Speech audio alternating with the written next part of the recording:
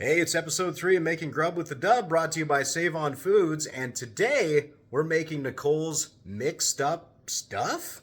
This is all going to start off with a quick trip over to Save On Foods to grab some ingredients because I'm working with things I've never bought before. First off, Nicole tells us we'll need 2 cans of whole white potatoes. So we'll chuck those into the cart. Then a can of sauerkraut. It can't be the jar because that has too many juices, so you've got to go with the can. And then specifically, it has to be China Lily soya sauce. You pair that up with 3 pounds of ground beef, and that's literally it. Just 4 ingredients. We'll start off by putting some oil into the pan, chuck 3 pounds of ground beef in there, and start to mash that up and get that browning. Once that's on the go, we're going to open up our can of whole white potatoes and strain off the juices from it. And you're going to want to chop these up into kind of bite-sized pieces to go along with it. And as we're browning the meat, let's chat with Nicole. Hey, Nicole, what's the tradition of this family dish? Well, this recipe has been in our family, I know, for more than 50 years.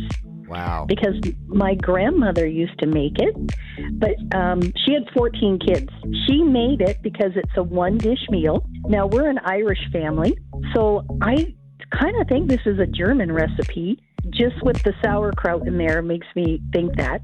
And my grandma was a wartime bride, had 14 kids, so I think she had to feed everybody, and you can make a lot, with this recipe. All right, well, once we've got that into the crock pot, we're just going to add in our sliced potatoes here.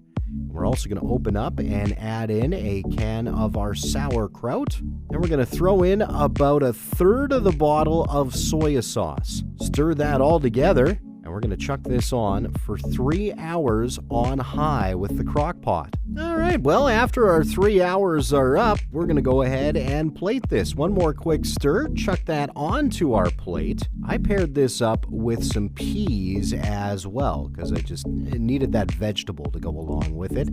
And let's give it the old taste test here.